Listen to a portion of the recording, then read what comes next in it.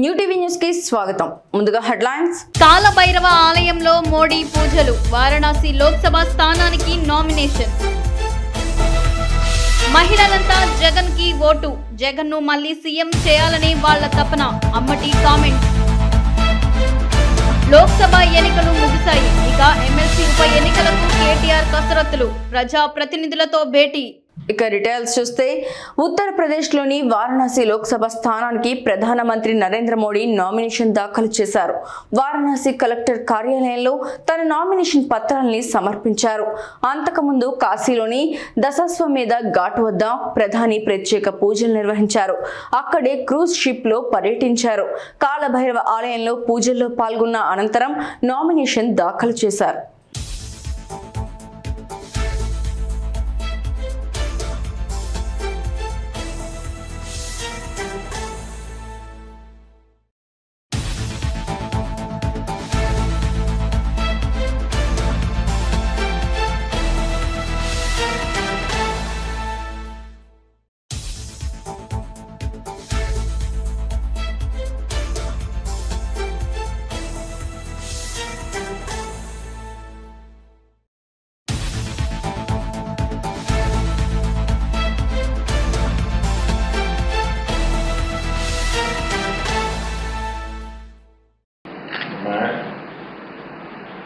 नरेंद्र मोदी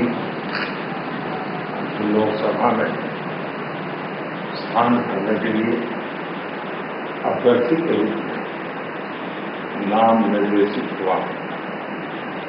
ईश्वर की शपथ लेता हूं, सत्यनिष्ठा से प्रतिज्ञा करता हूं कि मैं विधि द्वारा स्थापित भारत के संविधान प्रति सच्ची श्रद्धा और निष्ठा रखूंगा और मैं भारत की प्रभुता और अखंडता अक्षुण्ण रखूंगा।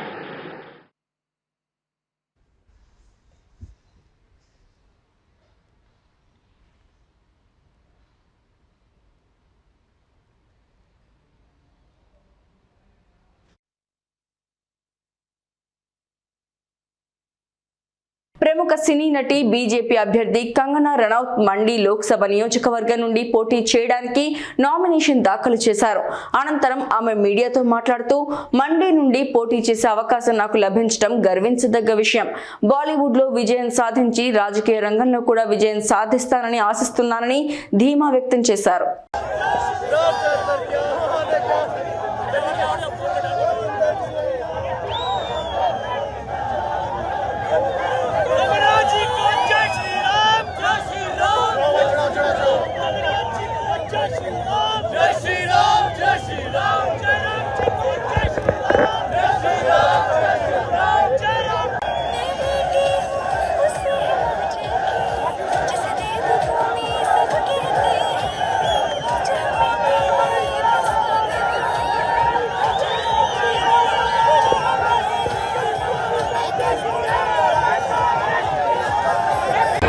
आप देख रहे हैं एक दो चुनाव हो रहे हैं। एक चुनाव कंगना रनौत जी का नहीं है, एक चुनाव देश की रक्षा और सुरक्षा से जुड़ा हुआ है। एक चुनाव प्रधानमंत्री के नाम का है।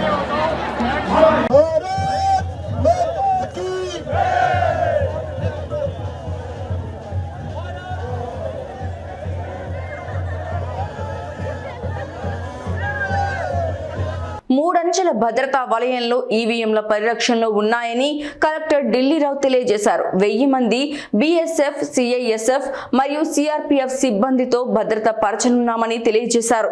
ఇబ్రహీంపట్నం నోవా కాలేజీలో స్ట్రాంగ్ రూమ్లలో ఈవీఎంలను అభ్యర్థులకు చూపించిన అనంతరం అభ్యర్థుల సమక్షంలో స్ట్రాంగ్ రూమ్లకు సీల్ వేశారు. ఇప్పటి వరకు విజయవాడ ఈస్ట్ వెస్ట్ సెంట్రల్ ఈవీఎంలను ఎప్పటికీ తరలించడం జరగదన్నారు. ఇబ్రహీంపట్నం దగ్గర చూపుడి దగ్గర ఉన్న permanent strong rooms, counting halls మన PC12 విజయవాడ దగ్గర ఉన్నాం. Nova campus and Nimra campus, ఈ 2 క్యాంపస్లు కలిసి 7 సెగ్మెంట్స్కి సంబంధించిన 7 కాన్స్టిట్యూన్సీకి సంబంధించిన మొత్తం 27 స్ట్రాంగ్ రూమ్స్ అండ్ 4 బిల్డింగ్స్, 2 క్యాంపస్ల కింద అనేటువంటి ఉంది. అంతా కూడా పేరుకి 3 క్యాంపస్లు, కానీ అంతా కూడా ఒకే 1 కిలోమీటర్ రేడియస్ లో ఇప్పటికే 4 నియోజకవర్గాలకు సంబంధించిన ఈవీఎంస్, వీవీప్యాట్స్ సీలింగ్ ప్రక్రియ పూర్తయింది. విజయవాడకి సంబంధించిన central, Vijayawada west, Vijayawada east, Mylavaram 4 కూడా సీలింగ్ ప్రక్రియ అబ్జర్వర్ సంవత్సరంలో మరియు క్యాండిడేట్ సంవత్సరంలో కంప్లీట్ చేస్తున్నాము. మిగిలిన 3 అంటే వాటి యొక్క రిసెప్షన్ తిరువూరులోన, జగ్గంపేటలోన, నందిగామలో జరిగింది. కాబట్టి ఆ రిసెప్షన్ అయిపోయాక ఆ మెటీరియల్ అంతా కూడా వాళ్ళు క్లోజ్డ్ వ్యాన్లో విత్ సెక్యూరిటీతో ఇప్పుడు ఇక్కడికి వస్తున్నారు. ఒక 1 అవర్లో ఇక్కడికి రావడం జరుగుతుంది.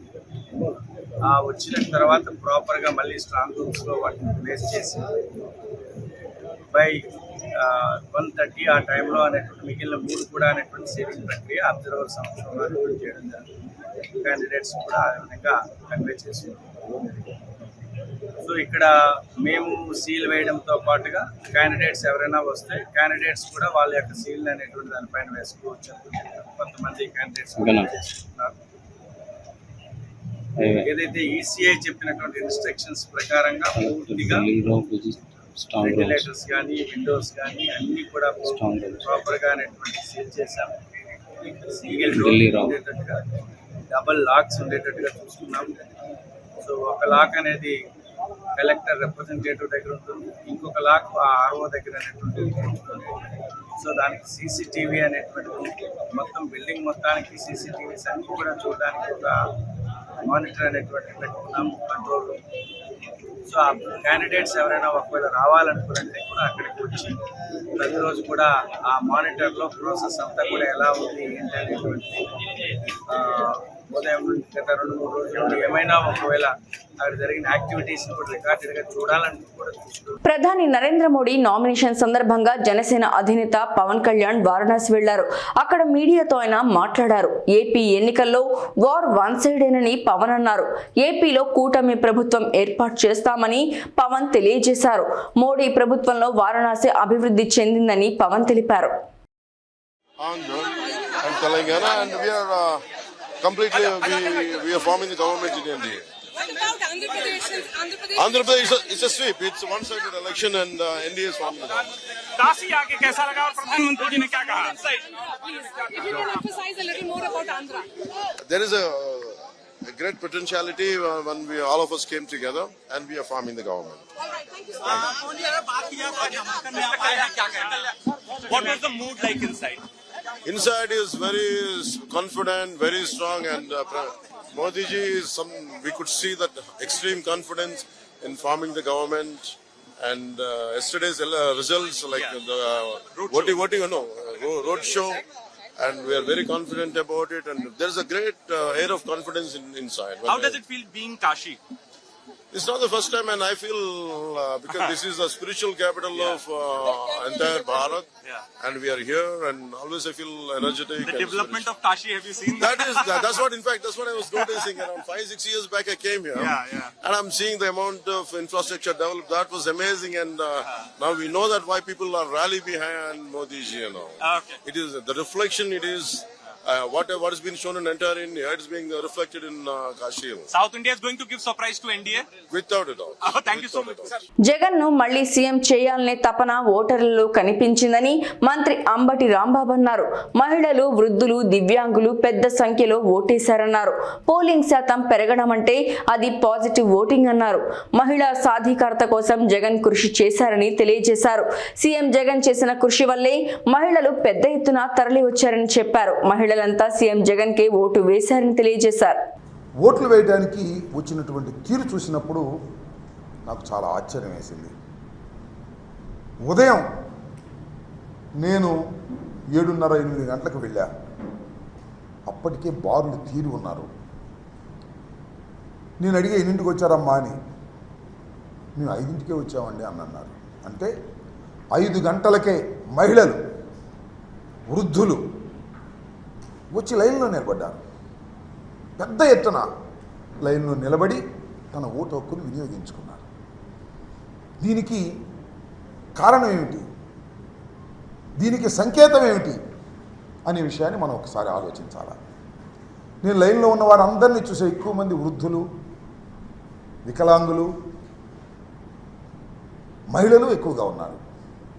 నేను భావిస్తున్నా 5 సంవత్సరాలు జగన్మోహన్ రెడ్డి గారి పరిపాలన చూసిన తర్వాత, సంక్షేమ కార్యక్రమాలు అందుకున్న తరువాత, నా బిడ్డ జగన్మోహన్ రెడ్డిని మరొక్కసారి ముఖ్యమంత్రిగా చేయాలనే తాపత్రయంతో తమ ఓటు హక్కుని వినియోగించడం కోసం గంటల తరబడి వృద్ధులు, గంటల తరబడి మహిళలు, గంటల తరబడి వికలాంగులు క్యూలో నుంచున్నారనేటువంటి భావన కలిగింది నాకు పెద్ద ఎత్తున. లాస్ట్ ఎన్నికల్లో జరిగినటువంటి పర్సంటేజ్ సుమారుగా 79-80% ఉంది. ఈసారి కూడా ఆ మాత్రానికి తగ్గకోకుండా కాస్తో కోస్తో ఎక్కువయ్యే పరిస్థితులే కనిపిస్తున్నాయి. అంటే వివరాలు ఇంకా రాలేదు కాబట్టి, ఎందుకంటే రాత్రి 10-11 కూడా కొన్ని చోట్ల పోలింగ్ జరిగింది కాబట్టి ఇంకా కరెక్ట్ ఫిగర్స్ ఇంకా రాలేదు కాబట్టి నేను ఊహాతీతంగా చెప్తున్నా. పోయినసారి కన్నా ఏదన్నా 1% పెరగొచ్చు, 1% తగ్గొచ్చు తప్ప పోయినసారి లాగానే అంత పెద్ద ఎత్తున ఓటర్లు తమ హక్కుని వినియోగించుకున్నారు. ఇది చాలామంది అనుకోవచ్చు. పూర్వం మాకు కూడా, నేను కాంగ్రెస్ పార్టీలో ఉన్నప్పుడు చాలాసార్లు పోటీ చేసినప్పుడు ప్రభుత్వ వ్యతిరేకత ఉంటే ఎక్కువ పర్సంటేజ్ ఓటు అవుతుంది అనేటువంటి భావన ఉన్నది. ఇవాళ నేను మనవి చేస్తున్నా, పోయినసారి కన్నా ఎక్కువ అయితే అది పాజిటివ్ ఓటు. పాజిటివ్గా జగన్మోహన్ రెడ్డి గారిని తిరిగి మళ్ళీ అధికారంలోకి తీసుకురావాలి, మా సంక్షేమ కార్యక్రమాలను అమలు చేసుకోవాలి, సుఖవంతంగా బతకాలి అనేటువంటి భావనతో బడుగు బలహీన వర్గాలు, మైనారిటీసు, ఎస్సీలు, బీసీలు, సంక్షేమాన్ని అందుకున్నటువంటి అనేక మంది ఓటర్లు వచ్చి తమ బాధ్యతను నిర్వహించుకొని మళ్ళా తిరిగి జగన్మోహన్ రెడ్డి గారిని ముఖ్యమంత్రిగా చూడాలనేటువంటి తాపత్రయం వారి ముఖాల్లో నిన్నే కాదు కనిపించింది. నిన్న క్యూలో నుంచినప్పుడు కనిపించడమే కాదు, ప్రచారానికి వెళ్ళినప్పుడు కూడా కనిపించింది. నేను చూసా, 89లో మొదటిసారి పోటీ చేశా, ఆ తర్వాత 2 సార్లు మినహా ఇది 6వసారి పోటీ చేస్తున్నా. అన్ని ఎన్నికలు చాలా సన్నిహితంగా చూసా, పోటీ చేయని ఎన్నికలు కూడా. మొదటిసారి ఈసారి మాత్రమే ప్రతి గ్రామంలోనూ మహిళలు జెండాలు పట్టుకొని, కొన్ని గ్రామాల్లో అయితే ఆశ్చర్యం, పురుషుల కన్నా మహిళలే నా ప్రచారంలో పాల్గొన్నారు. వ్యాన్ వెళ్తుంటే నా వ్యాన్ ముందు మహిళలు వైఎస్ఆర్ కాంగ్రెస్ పార్టీ జెండాలు పట్టుకొని జై జగన్ అంటూ నినదిస్తూ ఉరుకులు వేశారు, పరుగులు తీశారు. అందరూ మహిళలు. ఇదంతా మహిళల్లో ఉన్న సంకేతం. నేను ఒకటే మనవి చేస్తున్నా, మహిళలు పెద్ద ఎత్తున 70% ఆఫ్ మహిళలు ఏ కులమైనా ఏ మతమైనా జగన్మోహన్ రెడ్డి గారికి ఓటు వేశారని నేను విశ్వసిస్తున్నా. ఎందుకో తెలుసా, జగన్మోహన్ రెడ్డి గారు మహిళలకు సాధికారత కల్పించాడు. పల్నాడు జిల్లా నర్సరావుపేటలో వైఎస్ఆర్ కాంగ్రెస్ పార్టీ ఎంపీ అభ్యర్థి అనిల్ కుమార్ యాదవ్, ఎమ్మెల్యే అభ్యర్థి గోపిరెడ్డి శ్రీనివాసరెడ్డి మీడియాతో మాట్లాడారు. నిన్న ఎన్నికల్లో పెద్ద ఎత్తున విచ్చేసి వైఎస్ఆర్సీపీకి మద్దతుగా పనిచేసిన కార్యకర్తలకు, నాయకులకు, అలాగే అశేషంగా నిన్న ఓటర్లందరూ కూడా తరలి రావటం, వైఎస్ఆర్ కాంగ్రెస్ పార్టీకి మద్దతుగా తెలియజేసిన ప్రతి ఒక్కరికి కూడా పేరు పేరున ధన్యవాదాలు. అలాగే సహకరించిన మీడియాకు కూడా పేరు మీద ధన్యవాదాలు.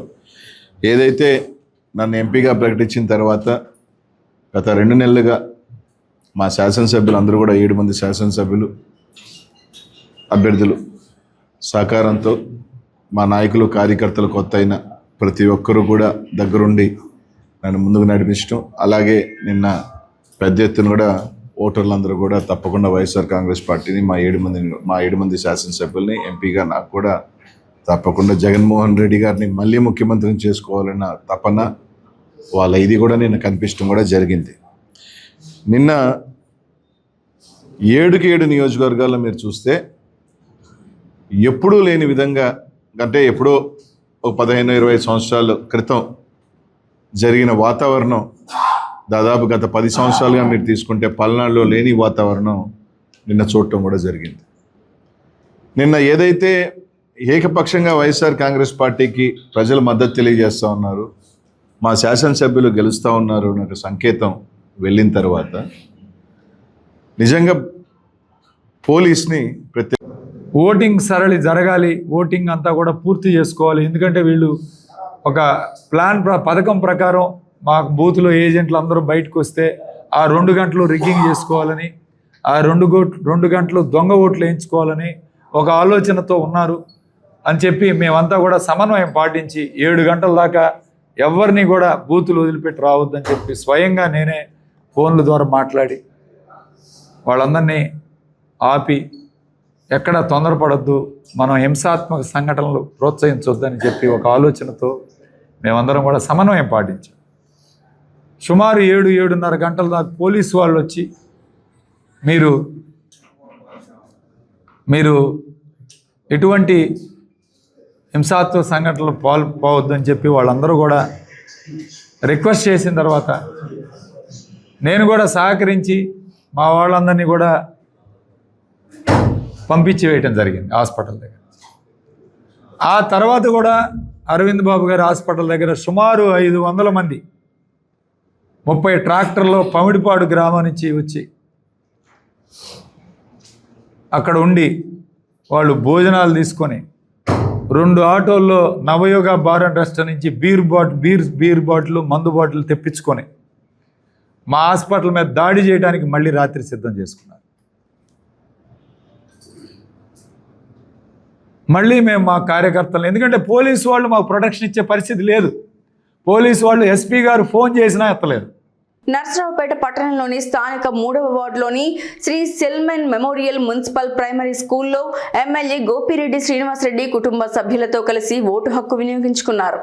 గ్రామాలు పట్టణాలు అన్న తేడా లేకుండా పోలింగ్ కేంద్రాలకు బారులు తీరి ఓటు హక్కు వినియోగించుకుంటున్న యువత, మహిళలు, వృద్ధులు, రైతులు పెద్ద సంఖ్యలో ఓటింగ్ కోసం పొద్దున్నే రావడం శుభసూచకమని అన్నారు. ప్రతి ఒక్కరూ ఓటు హక్కు వినియోగించుకోవాలని కోరుతున్న రాష్ట్రంలో ఫ్యాన్ గాలి వీస్తుందనడానికి ఇదే సంకేతం. ఫ్యాన్ ఫుల్ స్పీడ్లో తిరుగుతుంది. వైఎస్ఆర్సీపీ ఎమ్మెల్యే అభ్యర్థి డాక్టర్ గోపిరెడ్డి శ్రీనివాసరెడ్డి గ్రామాలు పట్టణాలు అన్న తేడా లేకుండా పోలింగ్ కేంద్రాలకు బారులు తీరి ఓటు హక్కు వినియోగించుకుంటున్న యువత, మహిళలు, వృద్ధులు, రైతులు పెద్ద సంఖ్యలో ఓటింగ్ కోసం పొద్దున్నే రావడం శుభసూచకం. ప్రతి ఒక్కరు ఓటు హక్కు వినియోగించుకోవాలని కోరుతున్న రాష్ట్రంలో ఫ్యాన్ గాలి వీస్తుందనడానికి ఇదే సంకేతం. ఫ్యాన్ ఫుల్ స్పీడ్లో తిరుగుతుంది. 182 నర్సరావుపేట పట్టణం బూత్ నందు సెల్మాన్ స్కూల్లో ఉన్న బూత్ నందు వేయటం జరిగింది. ప్రతిసారి ఇక్కడే గత రెండు ఎన్నికల్లో కూడా ఇక్కడే ఓటు వేయటం జరిగింది. నర్సరావుపేటలో ఈరోజు ప్రశాంతంగా ఎన్నికలు జరుగుతూ ఉన్నాయి. చాలా సంతోషంగా ఉంది.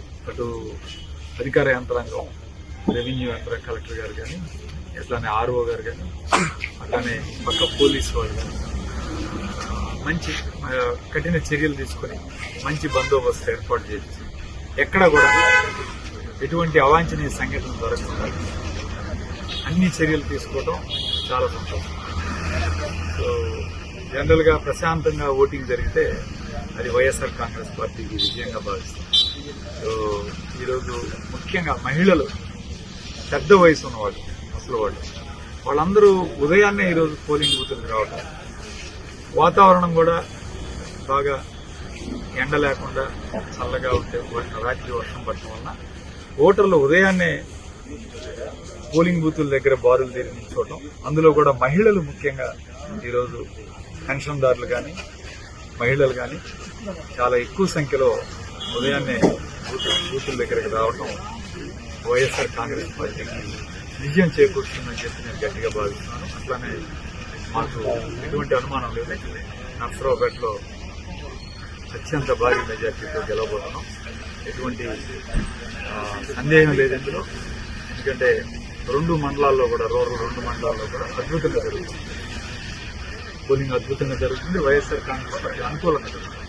పట్టణంలో కూడా ఎటువంటి ఇబ్బంది లేదు. ఖచ్చితంగా మెజార్టీ సాధిస్తాం పట్టణంలో కూడా వైఎస్ఆర్ కాంగ్రెస్ పార్టీ.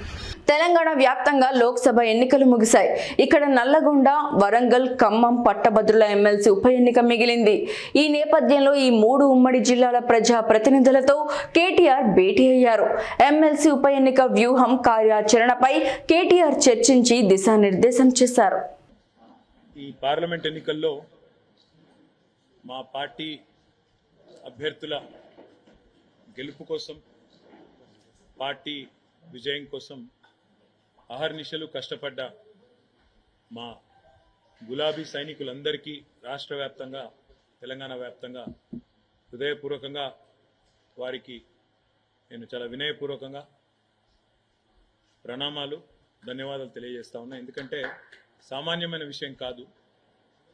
ఒక పార్టీ 5 నెలల కింద జరిగిన శాసనసభ ఎన్నికల్లో అనుకోని అనూహ్యమైన పద్ధతుల్లో పరాభవం పాలైన, మరి తర్వాత రకరకాల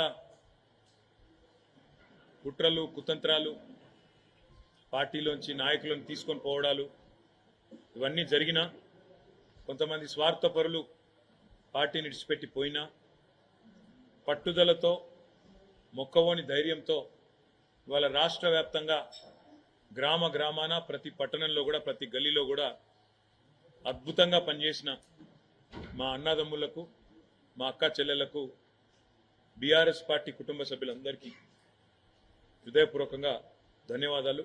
హృదయపూర్వకంగా మళ్ళొక్కసారి వారికి నమస్కారాలు. ఒకవైపు క్షేత్రస్థాయిలో మా నాయకులు, కార్యకర్తలు బలంగా పనిచేయడం, మరొక వైపు సోషల్ మీడియాలో కూడా అంతే స్థాయిలో ఎప్పటికప్పుడు ప్రత్యర్థుల దుష్ప్రచారాలను, ప్రత్యర్థులు చేసే విమర్శలను తిప్పికొడుతూ సోషల్ మీడియాలో కూడా అద్భుతంగా పనిచేసిన మా సోషల్ మీడియా వారియర్స్ అందరికీ కూడా హృదయపూర్వకంగా ధన్యవాదాలు. ఎందుకంటే ఇప్పుడు ప్రసార మాధ్యమాల్లో, ముఖ్యంగా ఈ సామాజిక మాధ్యమాల్లో ఎక్కడికక్కడ మా పిల్లలు ఒకవైపు ప్రభుత్వం కేసులు పెట్టే ప్రయత్నం చేసినా, రేవంత్ రెడ్డి పోలీసులు భయపెట్టే ప్రయత్నం చేసినా, ఎక్కడికక్కడ చాలా చురుగ్గా పార్టీ యొక్క ఆలోచనను, బీఆర్ఎస్ పార్టీ గెలవాల్సిన ఆవశ్యకతను వివరించి చెప్పినందుకు సోషల్ మీడియాలో కూడా పనిచేసిన మా నాయకులు, కార్యకర్తలు, సైనికులు అందరికీ పేరు పేరున నమస్కారం. దాడులను, కేసులను, కుట్రలను, కుతంత్రాలను, స్వార్థపరుల రాజకీయ ఎత్తుగడలను ఎన్నిటినీ తిప్పికొడుతూ మరి మొక్కవోని ధైర్యంతో ముందుకు పోయినాం. పెద్దలు కేసీఆర్ గారి బస్సు యాత్రతో నిజంగా చెప్పాలంటే పార్లమెంట్ ఎన్నికల్లో ఒక మలుపు తిప్పింది రాష్ట్ర రాజకీయాన్ని కేసీఆర్ గారి బస్సు యాత్ర. 17 రోజుల బస్సు యాత్రతో 2 జాతీయ పార్టీలు కూడా దిగిరాక తప్పని పరిస్థితి. 2 జాతీయ పార్టీల నాయకత్వాలు కూడా తెలంగాణ చుట్టూ గింగిరాలు కొట్టక తప్పని పరిస్థితి కేసీఆర్ గారి బస్సు యాత్ర కల్పించింది. ఏ జిల్లాకి పోయినా, ఏ నియోజకవర్గానికి పోయినా, ఏ పట్టణానికి పోయినా బ్రహ్మరథం పట్టినారు ప్రజలు. ముఖ్యంగా రాష్ట్రంలోని ప్రతి పాయింట్లో ఎక్కడెక్కడైతే కేసీఆర్ గారు కాలు పెట్టారో దాదాపు 30 చోట్ల, ప్రతి చోట కూడా మరి ఈ బస్సు యాత్రని, రోడ్ షోలను కూడా విజయవంతం చేసిన మా పార్టీ నాయకత్వానికి కూడా హృదయపూర్వకంగా ధన్యవాదాలు. ఆదిలాబాద్ నుంచి అలంపూర్ దాకా ఇవాళ గులాబీ సైన్యంలో గుండెల నిండా కూడా ఆత్మవిశ్వాసం కనబడతా ఉంది. తప్పకుండా 2 జాతీయ పార్టీలకు కూడా ముచ్చెమటలు పట్టించినాం. మొత్తం క్యాడర్ నుంచి లీడర్ల దాకా అందరిలో కూడా స్పష్టమైన ఒక విశ్వాసం, స్పష్టమైన ఒక నమ్మకం. పల్నాడు జిల్లా దాచేపల్లి మండలం తంగిడ గ్రామంలో నిన్న జరిగిన విధ్వంసకరమైన ఘటనకు సంబంధించి గురజాల కూటమి అభ్యర్థి ఎరపతినేని శ్రీనివాసరావు వారిని పరామర్శించారు. ఈ సందర్భంగా ఎరపతినేని శ్రీనివాసరావు మాట్లాడారు.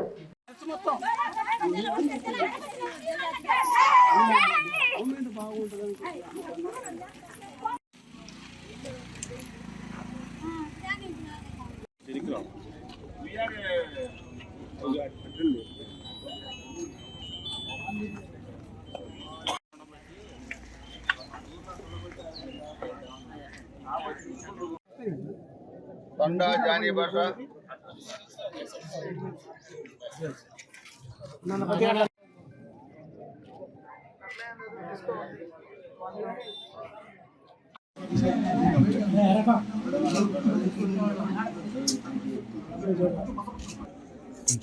వైసీపీ అల్లరి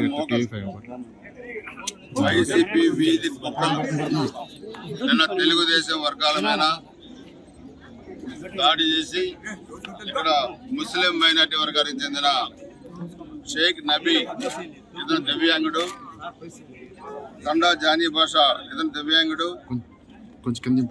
వీళ్ళిద్దరూ షాపులు, మోటార్ బైకుల షాపులు, నబీది జానీ భాషది షాప్. వీళ్ళిద్దరు కూడా దివ్యాంగులు, చాలా చిన్న కుటుంబాలు, రోజు కూలి చేసుకుని బతికేవాళ్ళు, రోజు పని చేసుకొని బతికేవాళ్ళు. వీళ్ళిద్దరూ దివ్యాంగులను కనికరం కూడా లేకుండా తగలబెట్టారు.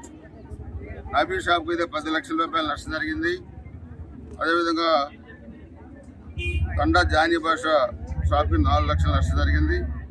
రంజాన్ వల్లి బైక్ షాప్ కూడా 4 లక్షల నష్టం జరిగింది.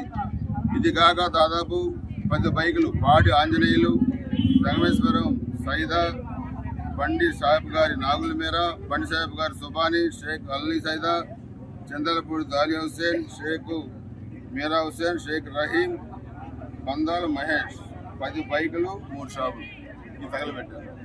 మీరు ఎదురుగా చూస్తే పోలింగ్ బూతుల మీద దాడి చేసి ఈవీఎంలను కూడా ఎత్తకెళ్లాలని చెప్పి పెట్రోల్ బంబులు వేశారు.